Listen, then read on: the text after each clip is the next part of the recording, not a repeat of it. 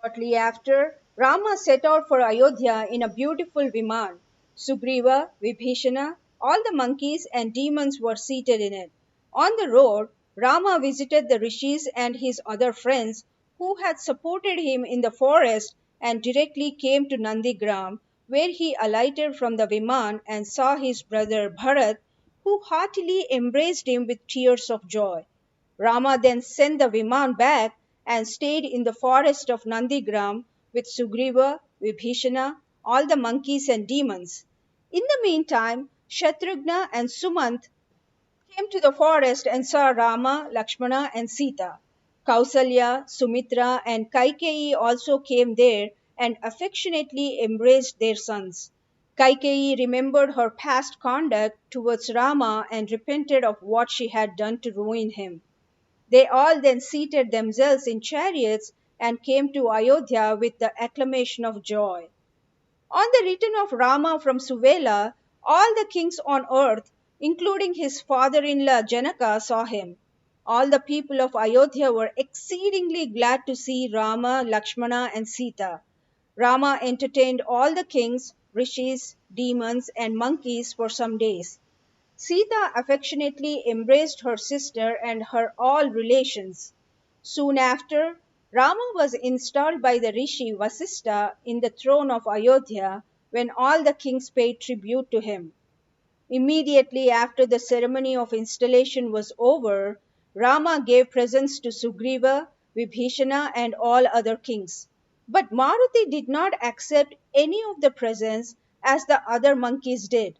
The monkeys asked Maruti why he refused the presents from Rama. Why do I want the presents from Rama? Replied Maruti. Rama is always in my heart. Whereupon the monkeys continued, if what you say is true, show us Rama in your heart.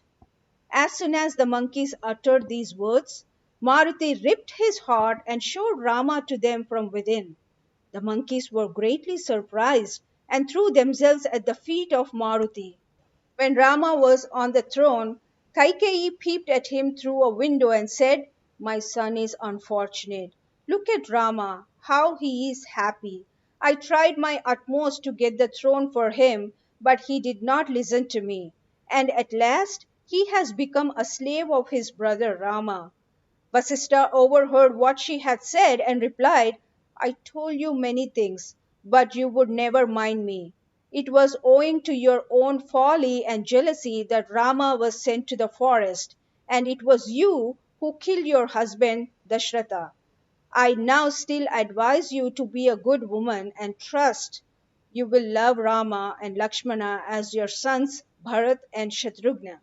Soon after, Rama, Sugriva, Vibhishana, and all other kings returned to their respective armies.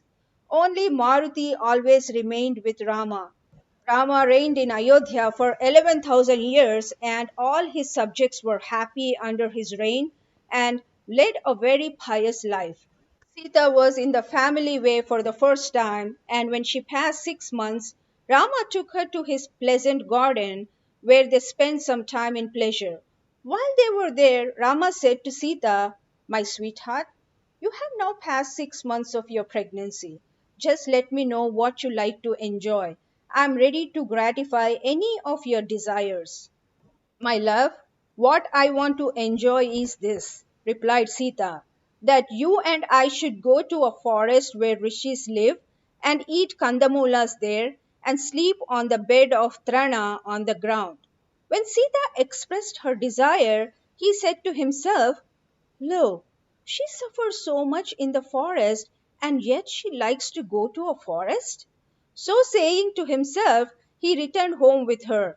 A few days before Rama went to the garden, he had ordered his officers to go around the city at night and hear whether his subjects spoke ill of him.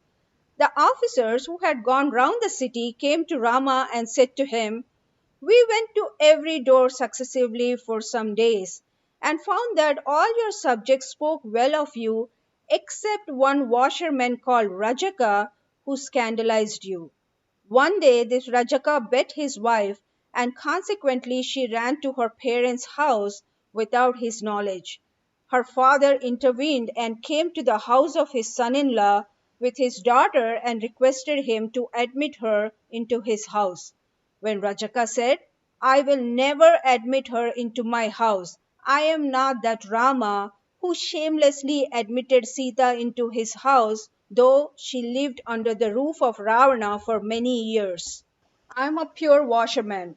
I am the man who clean and remove the dirt and spots on the dresses and clothes of the people. And do you mean to say that I will admit your unclean daughter again into my house? You can take her back. I do not wish to see her face. This is the only man who has scandalized you. As soon as Rama heard these words from the officers, he became exceedingly sorry and having called Lakshmana, said to him, You see, my brother, that Rajaka has scandalized me, though Sita is faithful and as pious as anything. That wicked washerman has scandalized me because I have admitted her into my house. I cannot bear this at all. I therefore bade you to take Sita to the yonder forest and leave her there alone. Return to me as soon as possible. You need not take to your heart what Rajaka had said about you, replied Lakshmana. There are many wicked persons who are in the habit of scandalizing others. As a wise and prudent man, you should not mind it. Let the people say whatever they like. Why do you mind that stupid man? I shall cut off his tongue. What you say is right, continued Rama. But if you cut off the tongue of that man, the people will say that we are guilty. It is therefore far better if we get rid of Sita so that nobody may speak ill of us. Lakshmana hesitated to comply with his wishes when Rama exclaimed, If you do not obey me, I shall kill myself on this spot. Finding that Rama was serious, Lakshmana immediately got up and entered the room of Sita, who kindly received him and made him sit with her. Lakshmana said to her, Rama has told me to take you to the yonder forest as soon as possible. So kindly prepare yourself and accompany me there. Has Rama told you to take me to the forest? Replied she. Ah, I am very fortunate. Some days ago he asked me what I wanted to enjoy, and I told him that I like to pass 4 or 5 days in a forest, eat kandamulas there, and sleep on the bed of Trana. I think for the same purpose he is going to send me with you. Let us start. I am quite ready. Listening to what Sita had said, Lakshmana felt much and shed tears for her. Soon after, Lakshmana seated her in a chariot near the river Jahnavi and began to drive it when she observed bad omens and asked him what those omens indicated. Lakshmana, overwhelmed with grief, could not utter a syllable and quietly drove the chariot. When she found him quiet and in grief, she said to him, Why are you so sorry? Why don't you speak with me? Lakshmana still kept quiet and, crossing the river in a boat, landed her in the forest where there was no human being and it was inhabited by lions, serpents, tigers, and other animals. She asked Lakshmana, Where are the abodes of rishis? Lakshmana did not reply, but making a bed of grass, he seated her on it. He then fell at her feet and said with tears in his eyes, Mother, Rama has left you alone in this forest. I have brought you here as I could not disobey him.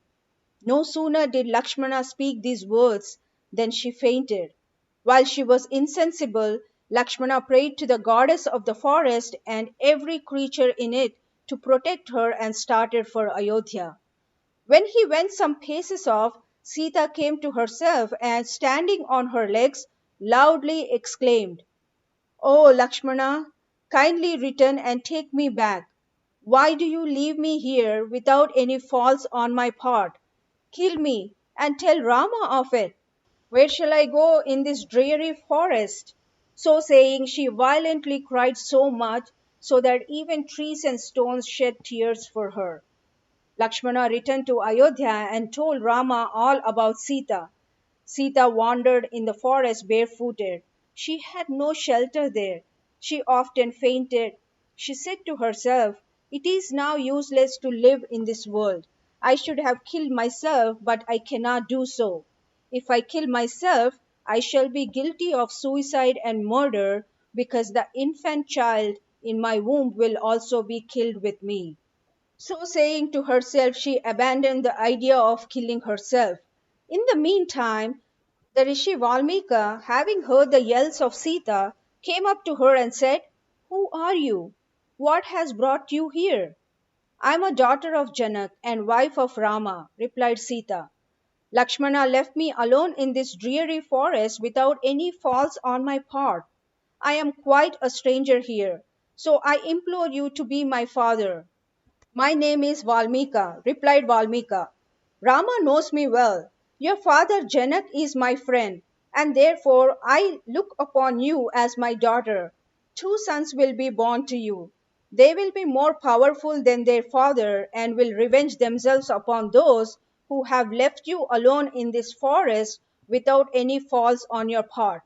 Valmika then led Sita to his abode when all the rishis gathered around him and asked him, "Who is this woman?" "This is Sita," replied Valmika. "Why have you brought her here?" "Surely you will get into difficulties on account of her," continued the rishis. One of the rishis said, "If she is Sita, tell her to bring that river here." Sita prayed to the river, and it flowed where she was standing. The rishis were alarmed and prayed to her for protection. She again prayed to the river and sent her back. Valmika brought Sita to his abode and took every care of her. After the expiration of 9 months, she delivered twin sons at midday as bright as the sun, when the wives of the rishis came and helped her in her confinement. The firstborn son was the younger, and the second-born was the eldest. The disciples of Valmika went and informed the rishi of the birth of the two sons. Whereupon Valmika immediately came to his abode and performed the necessary ceremonies. He sprinkled water over the younger son with a kusha and named him Kusha after it. The eldest son, having been placed on lavas, the rishi in like manner sprinkled the water over him and called him Lahu. When the two sons became 8 years old, the rishi performed their vratabandha and entertained rishis for 4 days. A kamadhenu or a cow supplied them with whatever they wanted. The rishi taught them the Vedas, mantras, Ramayana, the Puranas, and Dhanurvidya. They thoroughly mastered all sciences and arts and always played with the sons of rishis. When they became 10 years old, they went on hunting excursions and brought home the animals killed by them. One day, Kusha killed a sage on the top of a mountain who was a brother of Valmika. He was meditating there in the form of a deer. They dragged the corpse of the sage towards the abode of Valmika when the latter asked them on the road what they were doing. "We have brought a deer for you," replied they, "and shall make a seat of its skin for you." Valmika, having looked at the corpse, found that it was his brother and said to himself, "Now both the boys have become very brave. They have even killed a Brahman." So saying to himself, Valmika performed the funeral ceremony of his brother and informed Sita of the valor of her sons when she said, "What do I know? It is you who have taught them Dhanurvidya, mantras, arts, and all sciences. I implore you, Papa, to free them from the sin. Unless they bring 1,000 Brahma Kamalas," replied Valmika, "and worship the god Shiva with all their heart and soul, they will not be freed from the sin. Papa, will you kindly tell us where those Kamalas can be had?" inquired the boys. "We will immediately bring them here." "There is a lake called Brahmasarovar near Ayodhya," continued Valmika, "but a number of warriors are posted by Rama to watch it. Those Kamalas are used by Rama for the worship of Shiva." "Pooh," said the boys, "we shall immediately bring those Kamalas. Let there be hundreds of brave warriors to watch the lake. We shall punish them and even capture Rama." So saying, they hastened to the lake. Kusha went and plucked all the Kamalas, when the warriors came upon him, but Lahu killed many of them. Those who had escaped went and informed Rama of what the boys had done. Rama was greatly surprised and praised the valor of the boys. Lahu and Kusha brought the Kamalas and worshipped Shiva as directed by Valmika, and thus they were freed from the sin they had committed in killing the Brahman. One day, while both the boys were shampooing the feet of their mother, Kusha asked her, "In what country we were born? What is the name of the country and what is our race and who is our father?" "Rama, Lakshmana, Bharata, and Shatrughna," replied Sita, "are sons of Dashratha, who was the king of Ayodhya and belonged to the solar race. Rama, the eldest son of the king, is your father. I am left in this forest alone because a washerman scandalized your father on my account." So saying, she shed tears when both the boys got much enraged at Rama and consoled their mother. Owing to the injustice done by Rama to Sita, there was a terrible famine in Ayodhya for 12 years. The people and animals suffered much. The rain fell in torrents. Rama was alarmed and asked the Rishi Vasista what the cause of famine was. When the latter replied, "You have unjustly left Sita in the forest, although she is a paragon of virtue, and this is the cause of the famine. In order to put it down, you must celebrate an Ashwamedha," where Rama erected a mandap on the bank of the river Sarayu, 1 yojan in length, and invited all kings to the ceremony, including Vibhishana, Sugriva, Nala, Nila, Maruti, Sharab, Govaksha, and all other monkeys. Rama, having performed the necessary ceremony, brought the best horse called Shamakarna from his stable and made it stand in the mandap.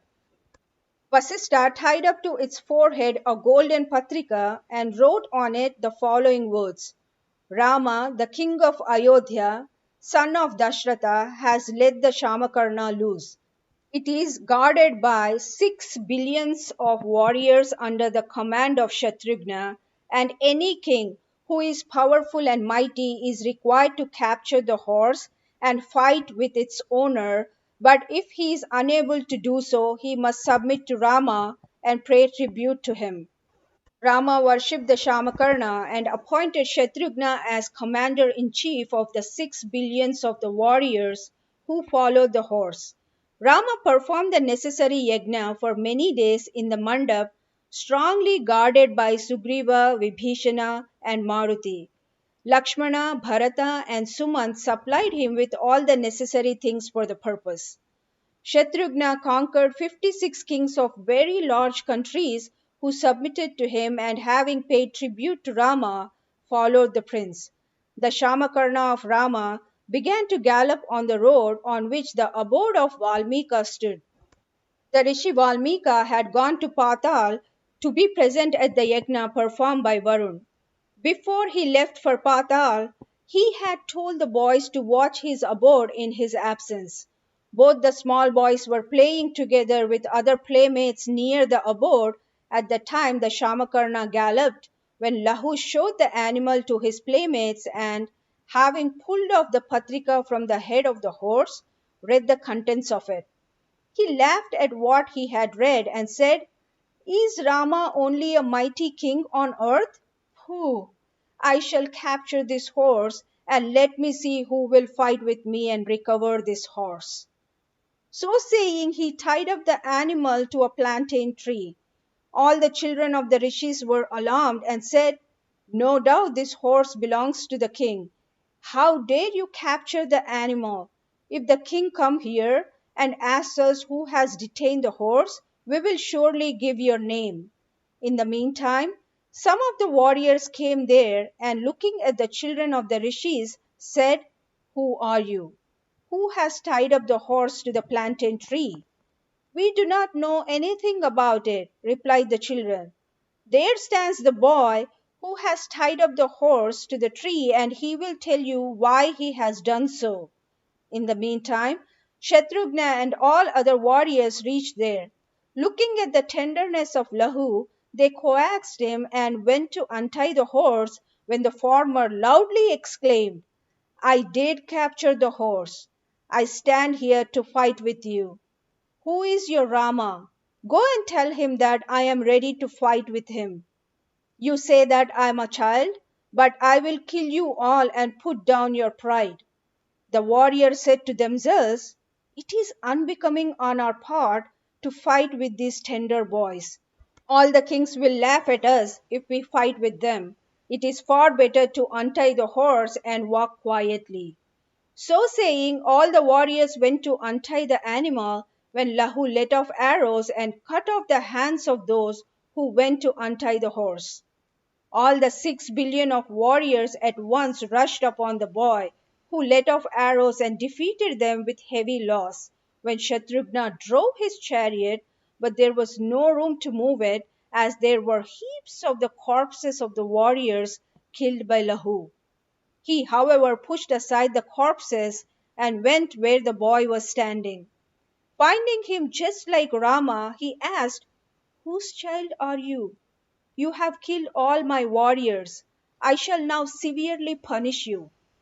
Very well. I shall see how you will save your life now, replied Lahu. Shatrughna got enraged and let off an arrow at the boy, who cut it off in no time. He then let off many arrows which Lahu cut off and struck the former with his arrows. At last he threw at Lahu the deadly arrow given by Rama to him for use in difficulty, when Lahu said, I do not know how to cut off this arrow. Kusha has a knowledge of it. If he had not gone to the forest for kandamulas, he would have cut it off. Lahu, however, let off a fiery arrow and cut off a part of the deadly arrow, but the remaining half of it struck the boy, and consequently he fell insensible on the ground. Shatrughna was moved, and having gone near the boy, looked at him attentively. He resembled Rama. Shatrughna applied water to his eyes and brought to his senses, and in order to show him to Rama, he put him into his chariot and proceeded further with the Shamakarna. The children ran and informed Sita of the fate of her son, Lahu, when she fainted and coming to herself, violently cried. She exclaimed with grief, I am helpless and very unfortunate. Which heartless man has seized my child? O my son, thou art tender, thou must have been wounded. Thy eyes must have been broken by the arrows of the enemy. My children are too young. They live upon kandamulas, and how will they be strong enough to fight with the warriors? Those who raise a weapon against a child are not kshatriyas. How is that nobody felt pity at the child? Who has carried off the little wealth I had? Who has carried off the stick of a blind and lame woman? If my father Valmika was here, he would go to his rescue, but unfortunately he has gone to Patal. Kusha has also gone to the forest. What shall I do now? Who will get my son back? In the meantime, Kusha returned from the forest and asked his mother where his brother was, when she, with tears in her eyes, informed him of what had happened to Lahu. As soon as he was informed of the fate of his brother, he took up his bow and arrow and ran after Shatrughna and the other warriors. Kusha called out and said, who are you, thieves? Where are you going to take the stolen thing? So saying, he let off arrows at the army of Shatrughna, when the latter turned round and loudly said, child, I shall immediately seize and carry you off with us. So saying, Shatrughna let off 10 arrows at Kusha, which the latter cut off and broke the chariot and killed the 4 horses of the former with 9 arrows. And with 3 arrows his helmet and chop were broken. Shatrughna fell on the ground and combated with Kusha, when the latter let off 2 arrows and cut off his 2 hands. And at the same time, Iris' head was cut off with his another arrow. On the fall of Shatrughna, his brother Nagendranath let off 20 arrows at the boy, but the latter broke off the arrows with one arrow and cut off the head of Nagendranath with an arrow of the size of the half moon. Having done this, he continued the letting of arrows at the warriors who could not overcome Kusha. The boy killed many billions of warriors and all the kings who had submitted to Rama. Kusha then went and searched his brother, whom he found in the chariot of Shatrughna. He was insensible. Kusha brought him to senses and embraced him affectionately. Lahu said, "Let us now go home with the Shamakarna." "I am sure many other warriors will come here to fight with us," replied Kusha. "It is not safe to return home. Let us kill all who will come here to take the horse and then return home." A few wounded warriors went and informed Rama that Shatrughna and 6 billions of the warriors were killed by two small boys of a rishi. Rama was alarmed at the news and immediately dispatched Lakshmana with a large army to the seat of the war. He, looking at the beautiful boys of the age of 12 years, was greatly surprised at their bravery. The warrior said, "Capture, capture the boys. Where will they go now?" The boys prayed to the sun, who was pleased with them and presented them with a successful weapon, which Lahu took up and attacked the warriors of Lakshmana and killed a large number of them. When Lakshmana said to Kalajit, "As long as the two boys stand together, nobody can overcome them. Let us therefore separate them both and seize them." So saying, Lakshmana separated the boys with the assistance of all his warriors, and Lahu let off one arrow, which produced cotis of arrows and killed the warriors. Finding Lakshmana in a bad position, a demon called Ruddhi, a great friend of Rama, jumping into the air, came down where Lahu was standing and snatched the weapon from his hands and flew like a bird, when Lahu also flew with him and seizing the demon by his hair and turning him like a wheel, flung him down and instantly killed him. Lakshmana got enraged and let off at the two boys 5 arrows as powerful as lightning, which Lahu cut off in a minute. Lahu said to Lakshmana, "You formerly killed Indrajit. Let me see your valour now. You fastened for 14 years. No doubt you must have now rest, and I shall just give it to you." "What is the name of your father?" asked Lakshmana. "Why do you want to know it?" replied Lahu.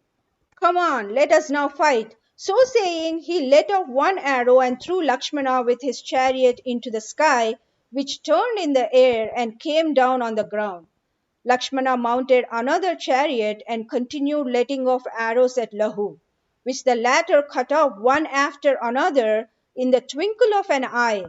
Lakshmana then let off an arrow which produced cotis of gadas, which Lahu made use of the mantra given by Valmika, which produced cotis of chakras and cut off the gadas.